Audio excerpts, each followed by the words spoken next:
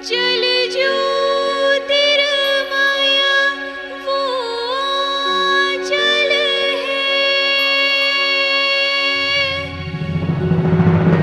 जहाँ खिलाए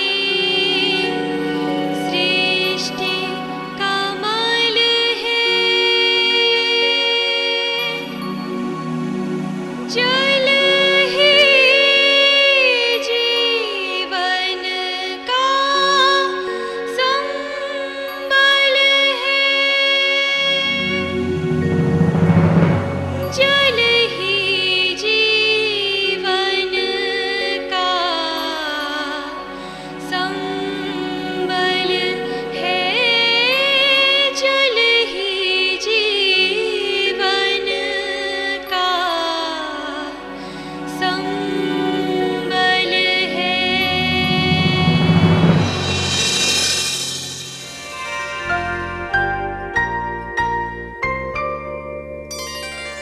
जल सृष्टि का आदि तत्व है। वो न केवल जीवन को धारण करता है बल्कि स्वयं जीवन है।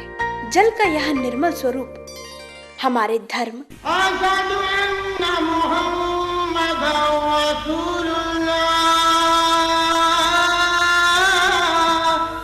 हमारी सांस्कृतिक परंपराएं, हमारी जिंदगी से जुड़ा है। जब सृष्टि में सब कुछ रहता है, जल के कारण ही रहता है, और जब सृष्टि में कुछ नहीं रहता, जल ही रहता है।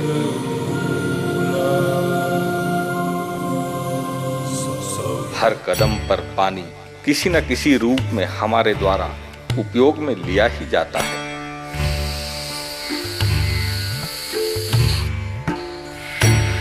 पानी के बिना इस धरती पर जीवन की कल्पना असंभव है। हमारे त्योहार, हमारी परंपराएं या पानी की इस जलधारा को ईश्वर के चरणों में अर्पित हमारी आस्था हमें पानी की जरूरत और उसके महत्व के बारे में बताती है, और बताती है जिंदगी की उन सांसों के बारे में जो पानी के बिना हमारे शरीर में नहीं चल सकती। हमारे वायुमंडल में नमी, हमारी नदियों में प्रवाह, हमारी रसोई सभी पानी पर ही निर्भर है। यहाँ तक कि मानव शरीर का 80% भाग पानी से ही बना हुआ है। इस वसुंधरा पर जन, जंगल, पशु, पक्षी, पेड़, पौधे सबका जीवन पानी पर ही निर्भर है। सृष्टि के प्रारंभ से ही पानी जीवन की महत्वपूर्ण इकाई रहा है। विश्व प्रसिद्ध मानव संस्कृति और सभ्यताओं का विकास ऐसी जगह हुआ जहाँ पानी प्रचुर मात्रा में उपलब्ध था। पृथ्वी के नीचे भी जल है और पृथ्वी के ऊपर भी जल है, अर्थात जल के दो पाटों के बीच ये जीवन है। मनुष्य प्राचीन काल से ही इसके महत्व को समझता रहा है। भारत में जल को प्राप्त मान्यता मात्र कर्मकांड नहीं बल्कि प्रतीक है उसके प्रति हमारी आस्था का। जल हाथ में लेकर संकल्प लेना अर्थात जल को साक्षी मानना। जल छिड़कना अपवित्रता निवारण हेतु आश्वस्त होना। जल कलश स्थापना जो कि मंगल विधान हेतु आवश्यक है। मिट्टी का जल पात्र फोड़ना यानी देह जल अर्थात आत्मा को विराट सृष्टि में तिरोहित करना। पवित्र नदियों में स्नान करना अर्थात जल के प्रति आस्था रखना। नदियों को चुनरी ओढ़ाना अर्थात मातृभाव से उनकी अर्चना करना। नदियों की आरती उतारना अर्थात उसे पवित्र रखने का संकल्प लेना। संकट हरणी पाप नाशिनी गंगा मां, कल कल निनादनी तेज धारणी गंगा मां, हे संकट हरणी पाप नाशिनी गंगा मां, गंगा मां, गंगा मां, गंगा मां, गंगा मां, गंगा मां। यदि आंकड़ों पर नजर डालें तो पूरी पृथ्वी पर जल ही जल नजर आता है। मात्रा की दृष्टि से इस पृथ्वी पर 1,36 करोड़ घन मीटर जल उपलब्ध है। इसे यदि पृथ्वी का समतल मानकर समान रूप से फैलाएं तो इसकी ऊंचाई 2.7 किलोमीटर होगी। पृथ्वी पर उपलब्ध कुल जल का 97.2% भाग समुद्र का खारा पानी है जो हमारे काम में नहीं आता। शेष बचे जल में से 2.1% दोनों ध्रुवों पर बर्फ और हिमनद के रूप में है। बाकी बचे 0.7% में से 0.6% भूमिगत जल के रूप में है तथा मात्र 0.1% यानी पृथ्वी पर उपलब्ध कुल जल का 1,000वां हिस्सा झीलों, तालाबों और नदियों के जल के रूप में उपलब्ध है। पानी होते हुए भी हम पानी के मामले में बेहद गरीब हैं।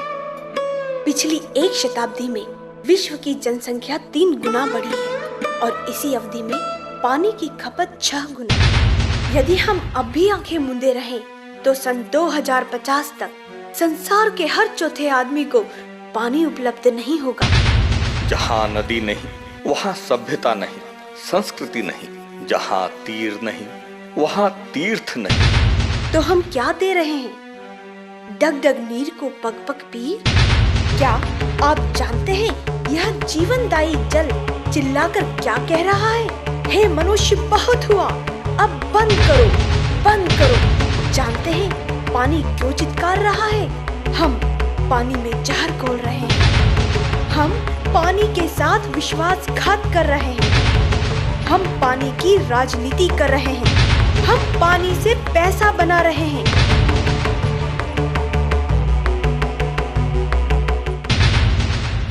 सारांश यह है कि जब मनुष्य असभ्य था तब पानी स्वच्छ था। आज मनुष्य सभ्य है तो पानी अस्वच्छ है, विषाक्त है। पानी दुखी है अपने दुरुपयोग से। पानी दुखी है अपनी सिकुड़ती सीमाओं से। पानी दुखी है अपने प्रदूषण से। संयुक्त राष्ट्र संघ के आंकड़ों के अनुसार 6 अरब की आबादी वाली दुनिया में हर छठा व्यक्ति पेयजल आपूर्ति से वंचित है और अगले 50 वर्षों में एशिया और अफ्रीका के देशों में पानी का घोर संकट व्याप्त होगा। आने वाले वर्षों में संभावना है कि धर्मप्राण जनता को गंगा जैसी पवित्र नदियों में नहाने का शुल्क देना पड़े या फिर दूध की तरह हमें प्रतिदिन जल की बंदी भी लगवानी पड़े।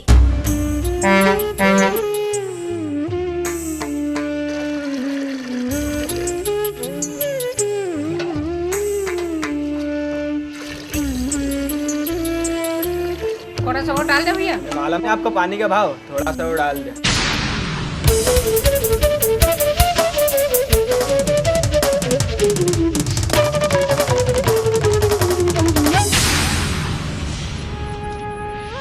सुनो सुनो सूखे तालाब का सन्नाटा। सुनो सूखी नदी का नीरव विलाप। देखो धान के खेतों में दरारें। देखो पानी को तरसते लोग। सोचो सोचो पूरी की पूरी एक ऋतु प्यासी है। अनुभव करो शिशु के लिए माँ के दूध का महत्व। अनुभव करो हम शिशुओं के लिए पृथ्वी माँ का दूध यानी जल। क्या माँ के दूध की कोई कीमत होती है? वो तो है अनमोल।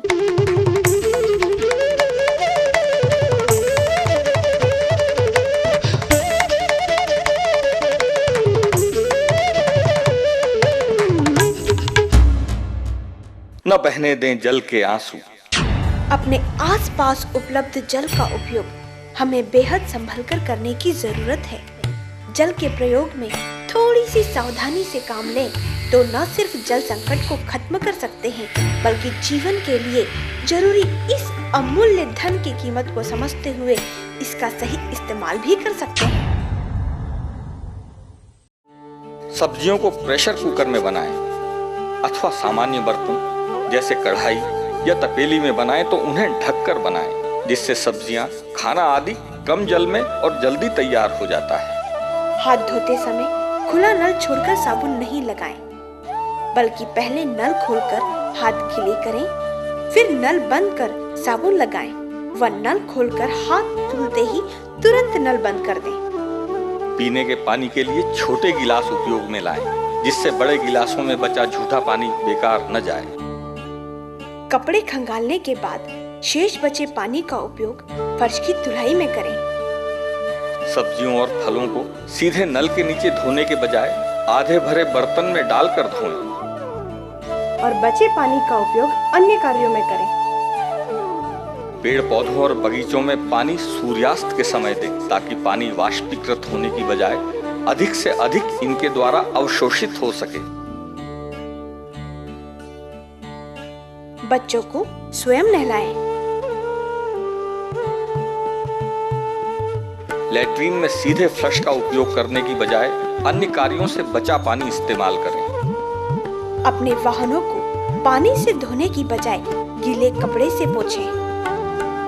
ब्रश करते समय नल का उपयोग न करें। एक गिलास में पानी लेकर गिलास के पानी का उपयोग करें।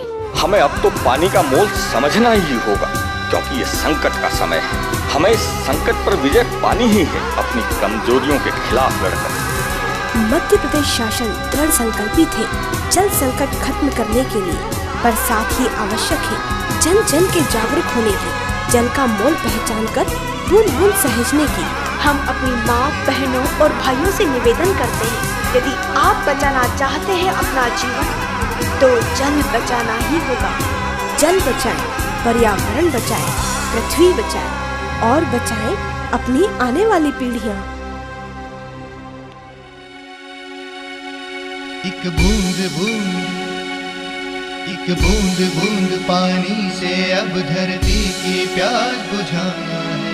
गांव गांव में अलग जगा कर पानी हमें बचाना है, पानी हमें बचाना है। सूखी नदियाँ और ताल तालाब ऐसे सूखे तरसेगा। सावन में पतझड़ छाया है, कोसों दूर है ठंडी छाँव, कोसों दूर है ठंडी छाँव।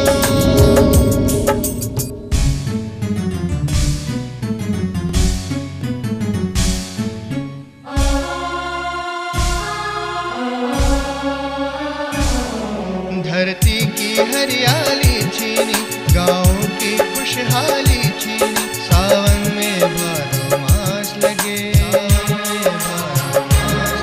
और हरी चुनरिया हो गई झीनी, हरी चुनरिया हो गई झीनी। समय की बहती धारा में हम लोग कहीं खो जाए, बरखा आने से पहले ही हमें साथ साथ हो जाना है, साथ साथ हो जाना है, साथ साथ हो जाना है। फिर हर चेहरे पर छाएगी खुशी, हर खेत में होगी फसल घनी, हर रोज रहेगी दिवाली और गांव में होगी खुशहाली। रोज रहेगी दिवाली और गांव में होगी खुशहाली। एक बूंद बूंद पानी से अब धरती की प्यास